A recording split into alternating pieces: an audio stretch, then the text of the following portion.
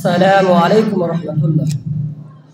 الحمد لله وحده والصلاة والسلام على من لا نبي بعده. أما بعد، أعوذ بالله من الشيطان الرجيم. بسم الله الرحمن الرحيم. وأنكحوا الأيام منكم والصالحين من عبادكم وإمائكم.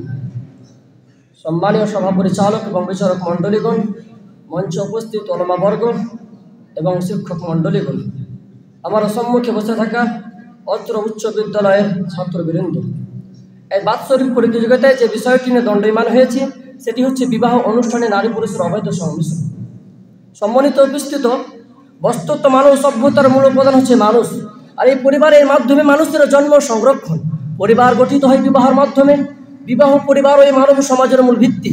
এই জন্যে বিবাহ পরিবার গঠনকে ইসলামে অত্যন্ত গুরুত্বপূর্ণ ইবাদত ও আল্লাহর সন্তুষ্টি ও নৈকট্য লাভের অন্যতম পথ হিসেবে গণ্য করা হয়েছে।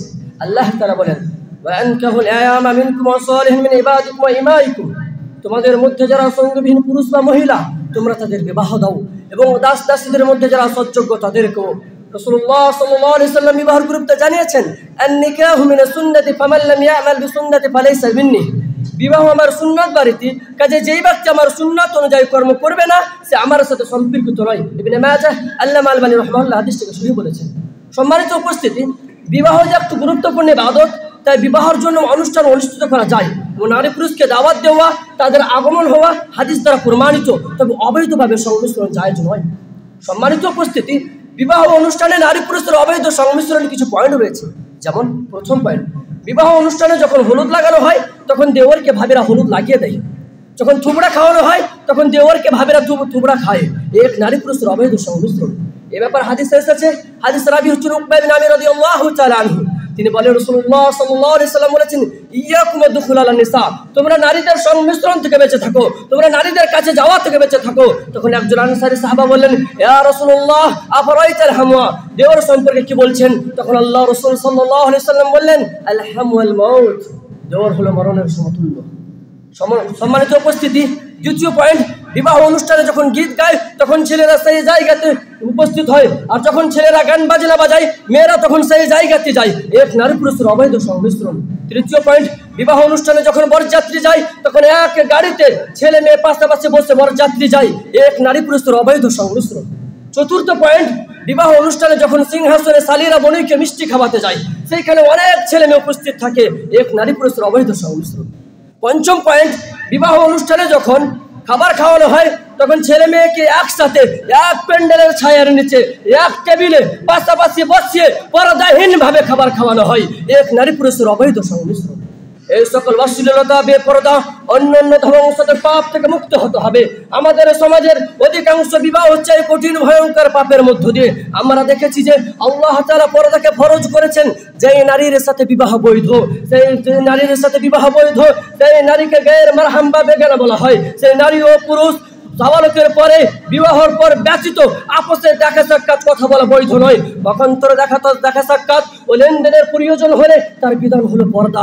আল্লাহ তাআলা বলেন, ওয়াইদা সাআলতুমুহুন্না মাতান, যখন তোমরা পর নারীদের নিকট কিছু চাইবে, ফাসআলুহুন্না মিন ওয়ারাই হিজাব, তো সরাসরি নয় বরং পর্দার আড়াল থেকে চাইবে। যালিকুম আতহারু লিকুলুবিকুম ওয়া কুলুবিহিন্না, হে পুরুষ যাতে করে তোমার অন্তর পবিত্র থাকে, হে নারী যাতে করে তোমার অন্তর পবিত্র থাকে। অত্র আয়াত প্রমাণ করে যে সরাসরি পর পুরুষ পর নারী কথা বলতে পারে না, সরাসরি কোনো জিনিস লেনদেন করতে পারে না, সরাসরি লেখাপড়া করতে পারে না। অথচ মুসলিম পরিবারের বিবাহে নারী পুরুষ একসাথে খাবার খায়, একসঙ্গে ঘোরাফেরা করে বেড়ায়, একসঙ্গে তারা গান বাজনা বাজায়। সম্মানিত উপস্থিতি, এইরকম অনুষ্ঠানে, বিবাহ অনুষ্ঠানে এরূপ কর্ম হলে সে অনুষ্ঠানে যোগ দিতে হবে না। এইরকম অনুষ্ঠানে যদি হয়, আর এইরকম অনুষ্ঠানে অনেক দিনদার মানুষরা, পর্দাসীন মহিলাও এইসব অনুষ্ঠানে যায় এবং তারা পাপের সাথে লিপ্ত হন।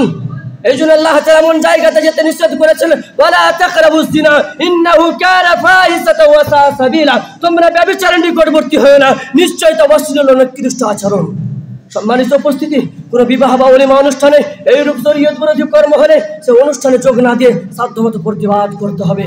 পরিশেষে আল্লাহর কাছে দোয়া করি যে আল্লাহ যেন আমাদেরকে বিবাহ কেন্দ্রিক যাবতীয় রকমের অশ্লীলতা, বেপরদা, বেহায়াপনা, নারী পুরুষের সংমিশ্রণ তথা শরীয়ত বিরোধী যাবতীয় কথা ও কর্ম থেকে বিরত থেকে সুন্নতি পদ্ধতিতে বিবাহ কার্যের সম্পাদনের তৌফিক দিন, আমিন। এখান থেকে আমার বক্তব্য ইতি করছি।